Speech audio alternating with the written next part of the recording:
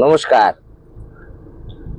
আশা করি প্রত্যেকেই ভালো আছেন। আজকে আপনাদেরকে কিছু অন্য তথ্য নিয়ে এসেছি নতুন। আপনারা তো দেখেন আমি বাস্তু নিয়ে তন্ত্র নিয়ে অনেক কিছু আলোচনা করি।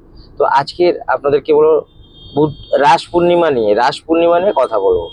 রাস পূর্ণিমা আমাদের শুরু হচ্ছে 4 নভেম্বর রাত্রি 9:20 থেকে 5 নভেম্বর সন্ধ্যা 7:08 পর্যন্ত থাকবে।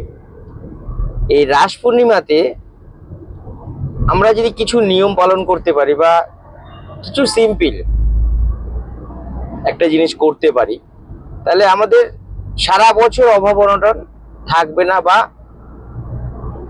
আমরা ডালে ভাতে বা দুধে ভাতে থাকতে পারবো। সেটা কি?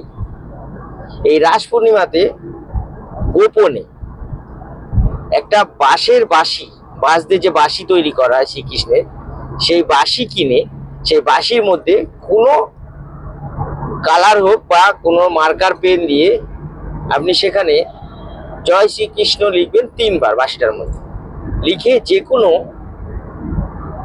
শ্রীকৃষ্ণের মন্দিরে বা রাধাকৃষ্ণের মন্দিরে দিতে পারেন, বা লক্ষ্মীনারায়ণ মন্দিরে রেখে আসতে পারেন, বা আপনার বাড়িতে যদি কৃষ্ণ থাকে তার সেখানে রেখে দিতে পারেন, বা যদি কোনো জায়গায় প্রতিষ্ঠিত মন্দির হয় শ্রীকৃষ্ণের সেখানেও আপনারা এটা রাখতে পারেন।